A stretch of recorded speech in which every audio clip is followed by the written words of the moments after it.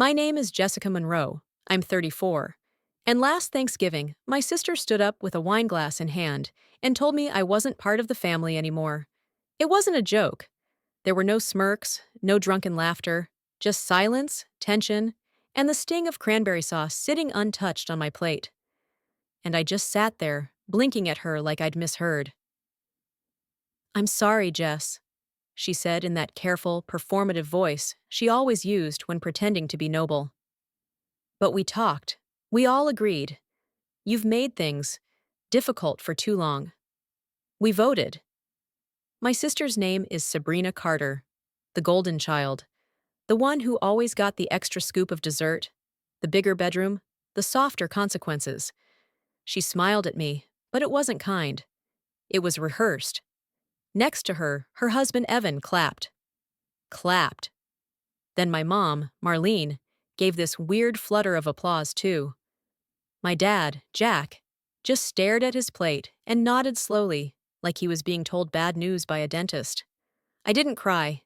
I hesitated for the first time in my life and said, "I'm sorry, I can't."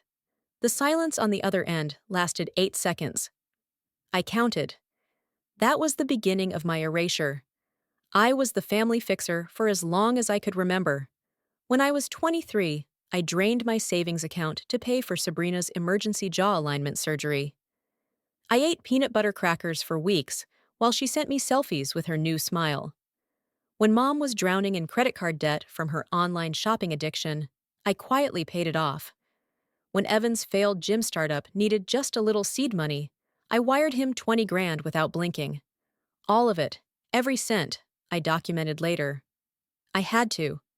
For years, I let myself believe that love was supposed to cost me something, that family meant sacrifice, no matter how deep the cuts. But then came the text.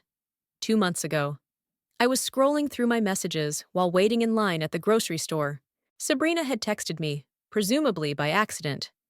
I opened it. "Just have to butter her up a bit. Jess is a total pushover. She always pays." 1 minute later, it vanished. A new message followed. "Oops! Sorry, wrong person." But it was too late. I had already screenshot it.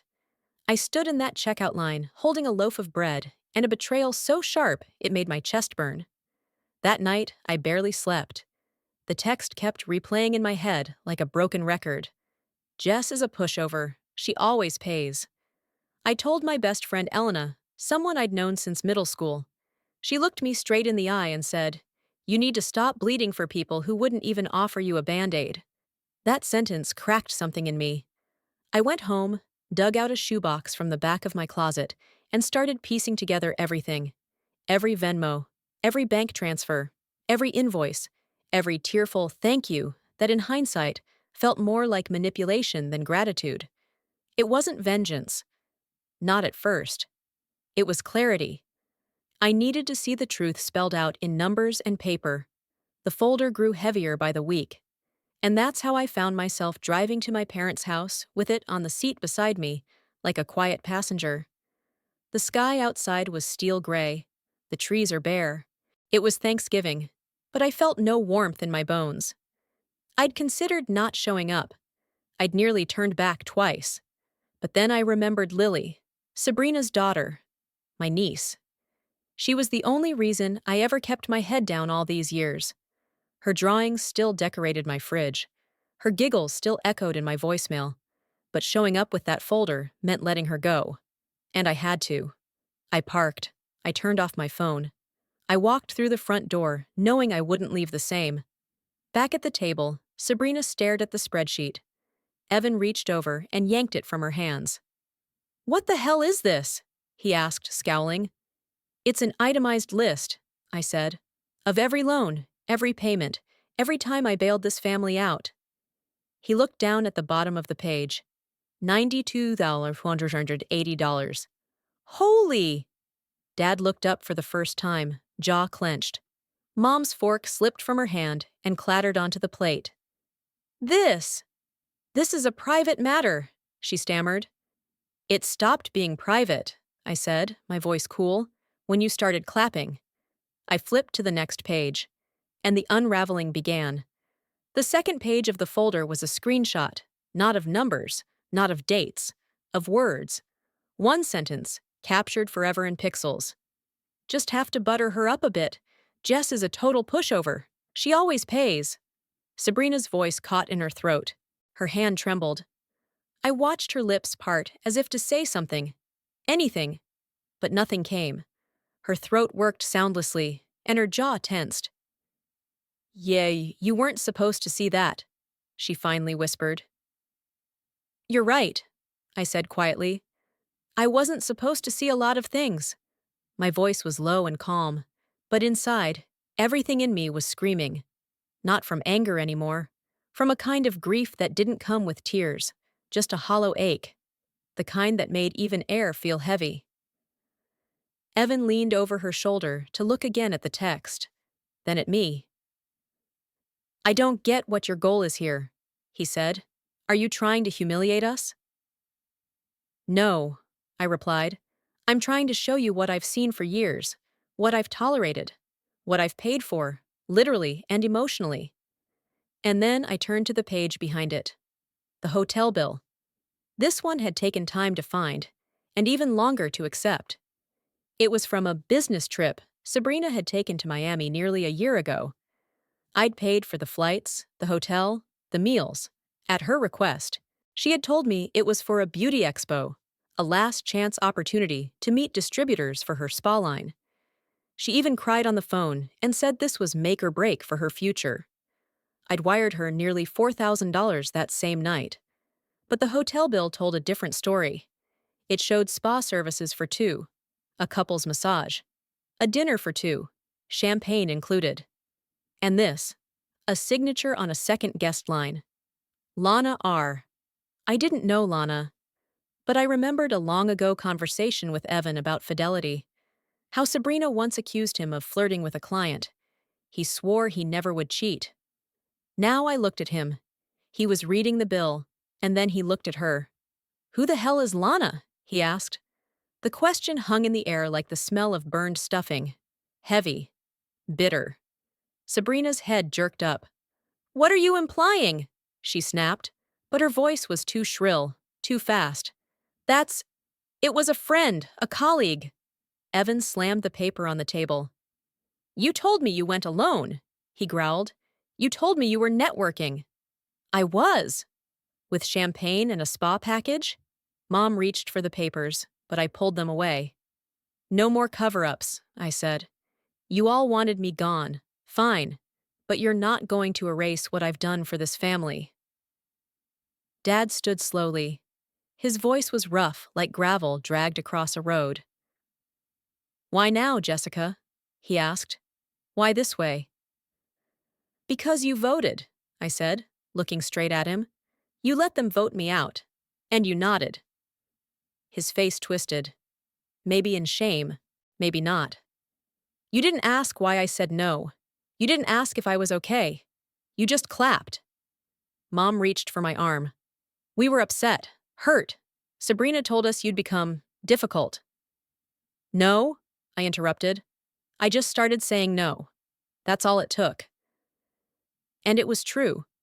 For years, being part of this family had meant being useful. Not heard, not seen. Just useful. I remembered being 25, skipping out on rent so Sabrina's electric bill wouldn't get shut off. I remembered watching Evan cry in our driveway after his fitness studio failed and slipping a check into his coat pocket. I remembered Mom sobbing over her medical bills and me canceling my weekend trip to cover the deductible. Every memory was a receipt I hadn't asked for. You treated my generosity like a faucet you could turn on and off, I said. But the second it stopped pouring, you decided I didn't belong anymore. No one answered. Even Lily had gone silent, her small hands tucked under the table, her wide brown eyes bouncing between adults she thought loved each other. I looked at her, and that's when my voice cracked for the first time. You were the reason I stayed this long, I whispered. Sabrina's head jerked toward me. Don't drag her into this.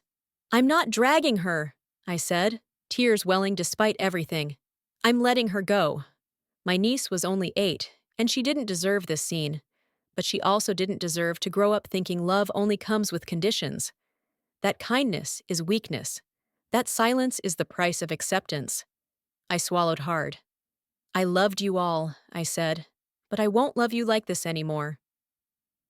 There was a long pause. No one moved. No one breathed. And then Mom spoke, her voice trembling. You're ruining Thanksgiving. I laughed, softly, bitterly. I didn't ruin it, I said. I just turned on the lights. I pushed my chair back. The legs scraped against the tile.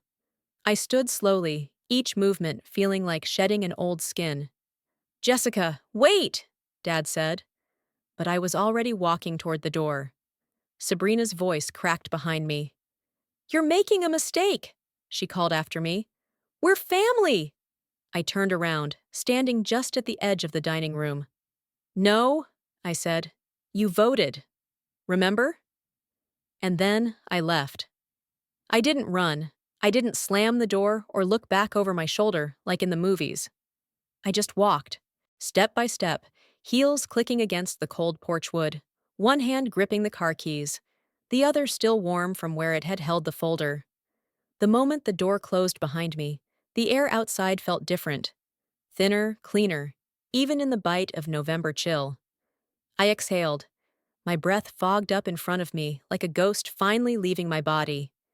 In the car, the folder sat on the passenger seat like a sleeping animal. Quiet now, harmless, but still heavy. So heavy. I didn't drive away right away. I sat there for a long time, staring out at the empty street.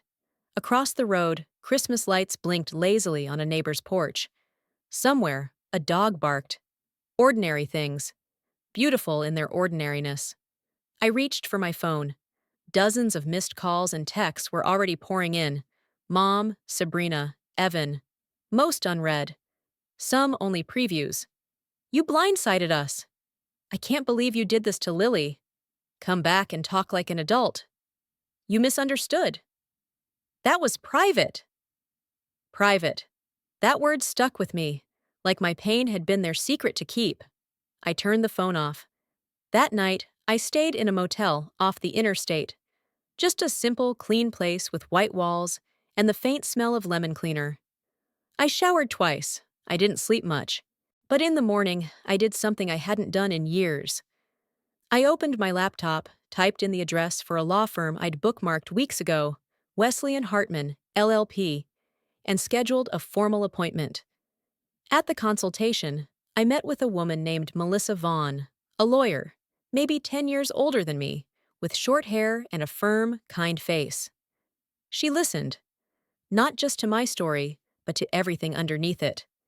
She didn't flinch when I told her about the money, the manipulation, the power of attorney I'd signed during one of Mom's health scares. She didn't interrupt, just took notes, asked questions. When I finished, she set her pen down.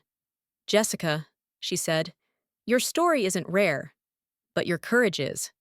You don't need to ask permission to be free. That line stuck with me. She walked me through everything I needed to do. How to revoke the power of attorney. How to remove myself as emergency contact on medical and financial forms. How to legally establish a paper trail of financial abuse. She called it self-preservation documentation. It's not revenge, she said. It's protection. When I got back home, my small apartment near the city park, I printed every document she sent. I mailed the notices. I signed the affidavits. Each envelope was like a stone lifted off my back. I thought I'd feel grief, and I did. But not the kind that drowned you. It was quieter. It came in waves. Like when I found Lily's last drawing still taped to my fridge. A crayon sketch of us holding hands outside a zoo. She had drawn my curly hair way too big, but the smile was real. Or when I passed the bakery where I used to pick up Mom's favorite peach cobbler, always on Tuesdays. I didn't cry for them. I cried for the little girl inside me who thought love meant giving until it hurt. Weeks passed. Thanksgiving came and went. Christmas passed in silence. No cards, no calls. And for once it was okay. I started rebuilding my life slowly. I redecorated my apartment. Not fancy, just mine. Bought furniture I liked. Choose the colors I wanted.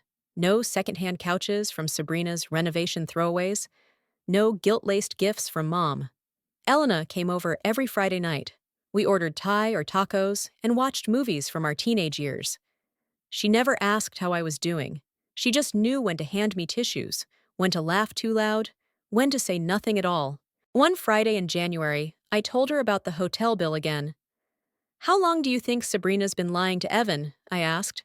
She shrugged. "Does it matter?" I thought about it. "No," I said, "but it still makes my stomach turn."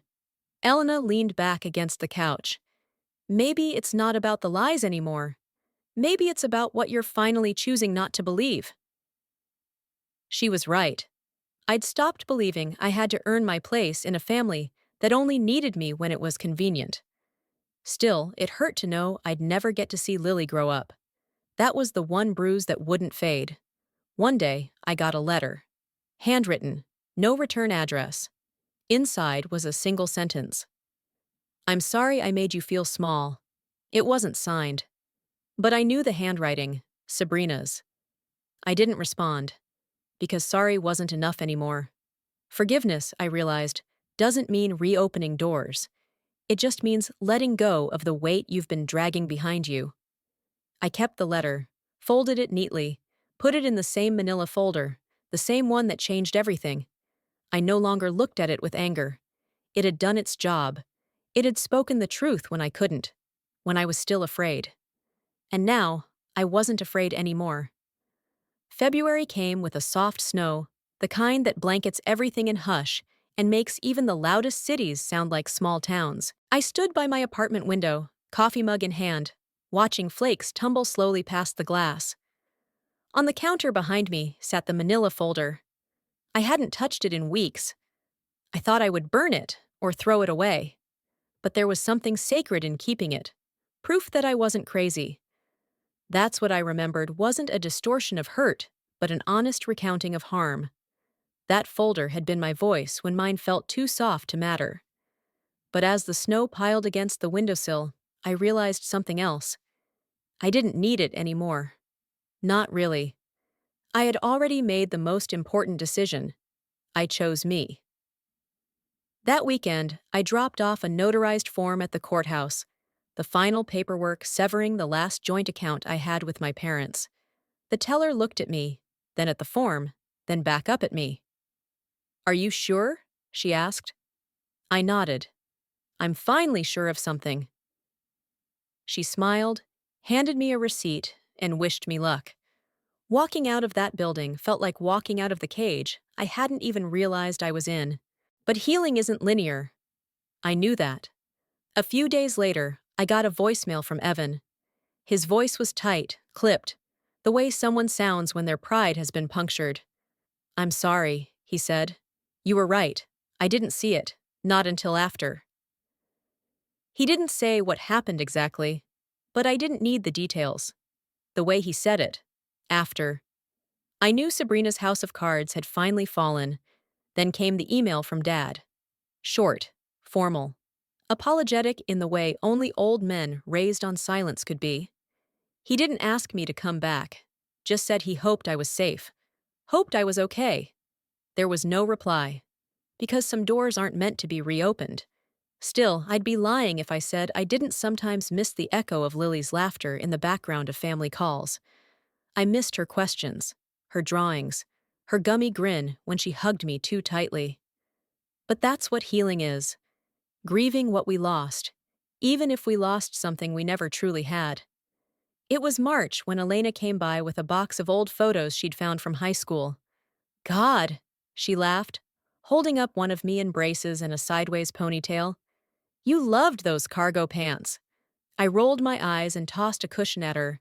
But something about the night, the warmth, the laughter, felt fuller than it used to. Not because anything was particularly grand, just because no one wanted anything from me. No one was taking from me while pretending it was love. That spring, I got a new job as a marketing coordinator at a small arts nonprofit. The pay wasn't huge, but the people were kind, and my ideas were heard. I made friends, Real ones. The kind who don't keep score.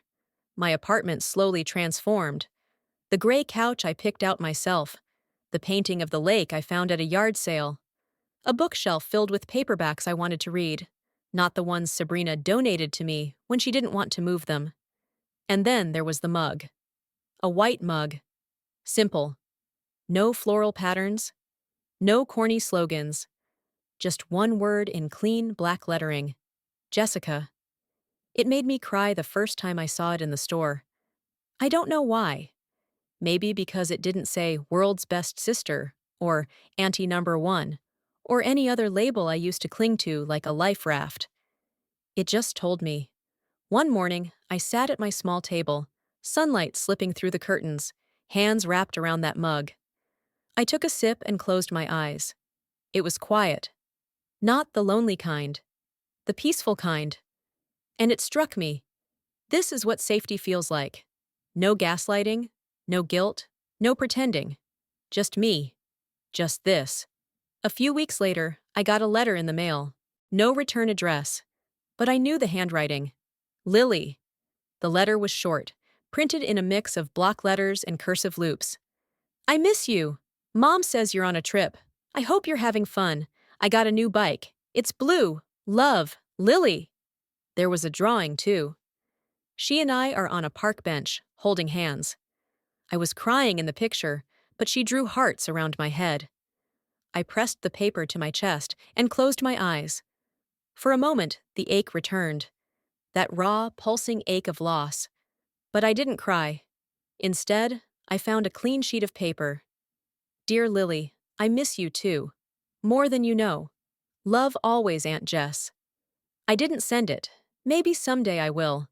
When she's old enough to understand why love sometimes has to step away to protect itself. Until then, I'll wait. Quietly. Lovingly. With peace. With hope. With the part of me that no longer needs to prove I belong. I didn't think healing would feel like this. I used to picture it as a moment, big and cinematic, like fireworks or applause. Or maybe standing on a mountaintop, yelling into the wind that I was finally free. But that's not how it works. Healing is quieter than I expected. Slower, like learning to breathe all over again. I found out from Elena, who still kept some tabs on hometown gossip, that Evan and Sabrina had officially separated. It wasn't messy in public, but it was bitter behind closed doors. There were rumors of financial discrepancies in Sabrina's business. The spa never opened its second location. Some part of me felt vindicated, but mostly, I just felt tired. That chapter was closed. It didn't need to be reread. One night in April, I sat alone on my balcony. A spring breeze tangled in my hair. Below, someone's wind chimes danced in the air. I had a blanket over my legs, a glass of red wine in my hand, and an open notebook on my lap. Not for planning, not for documenting, just writing. I wrote down memories, not the painful ones, just the ones I wanted to keep. Lily was falling asleep on my chest during a movie night, the way her tiny hand would slip into mine without asking. Dad teaching me how to change a tire in the driveway, both of us covered in grease and laughter. Mom was humming when she folded towels. Before the distance, before the demands. These were mine. Not because they were perfect, but because they were real. I didn't have to cling to them like proof. They just were. The phone buzzed beside me. A new text from Elena. Still on for tacos Friday? Yes, I replied. Always. This was family now. Chosen, not assigned. The next morning, I took the folder, the manila one that had once weighed more than I could bear, and placed it in the back of my closet. Not out of denial, just out of closure. It had done its job. Now it could rest. I caught a glimpse of myself in the mirror as I passed by. There was a softness in my eyes again. Not naivety, not weakness, just peace. That weekend, I walked through the park alone. I passed the swings where I used to push Lily, her laughter once filling the sky. A man stood there now, pushing a little girl who looked just like her. But it wasn't her. Still, the sound hit me like a memory. I smiled. I didn't cry. Because healing doesn't mean forgetting. It means remembering without breaking. At a nearby bench, I sat with my coffee. The same white mug I'd brought from home. Just one word printed across it. Jessica. And for the first time in a long time, that name felt like enough. I'm not a martyr. I'm not a cash cow. I'm not what they said I was. I'm not the sum of the money I gave, the silence I kept, or the apologies I never received. I am me, and I am finally, wholly, beautifully, free. There's a certain kind of sadness that lingers when you realize the people you loved never really saw you. When the titles you held, daughter, sister, aunt, felt more like roles to be played than bonds to be cherished. But sometimes, the most painful break is also the beginning of something whole. Jessica Monroe didn't walk away out of bitterness. She walked away because she finally recognized her worth, not in numbers, not in obligations, but in the simple, quiet truth of being enough without conditions. Her story reminds us that family isn't always about blood. It's about respect, about safety, about being held without being used, about love that doesn't come with strings or scorecards. And letting go isn't always about cutting people off. Sometimes it's about cutting the cords that have kept you small. They have told you your voice doesn't matter. That has made you believe you have to buy your place at the table. In the end, Jessica found peace, not in revenge, not in confrontation, but in choice. The choice to protect her peace, to mourn what never was, and to build a life rooted in truth. If you've ever felt like the outsider in your own home, if you've ever stayed quiet to keep the peace, may this story remind you that your voice matters, your boundaries matter, and most of all, you matter. And sometimes, freedom comes wrapped in paper, stacked in a folder, placed gently between the turkey and the stuffing. Thank you for staying with Jessica's story. If this resonated with you, please like the video, share your story in the comments, and don't forget to subscribe and turn on notifications, because everyone deserves a space where they are seen, heard, and never voted out.